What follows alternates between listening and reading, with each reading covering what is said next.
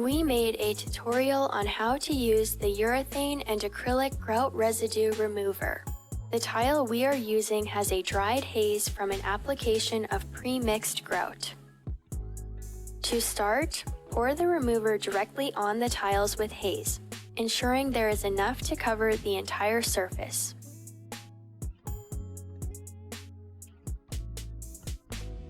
Next, use a scrub pad to spread the remover evenly across the surface of the tiles. We are using the FCS Solutions black scrub pad for this tutorial.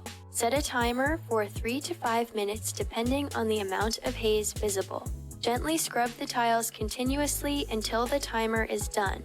Make sure to avoid directly scrubbing the grout lines. Finish by thoroughly rinsing the area with clear water. For this tutorial, we used a clean, wet sponge to clear off excess remover and residue, but for larger spaces, pouring water or using a hose directly on the clean tiles is ideal. Looking at the before and after, you can see the Urethane and Acrylic Grout Residue Remover completely revived this tile in just a few minutes. We did the same process for 2 other sets of tiles, and the difference is amazing. To learn more or shop Urethane and Acrylic Grout Residue Remover, click the links in the description below. Thanks for watching.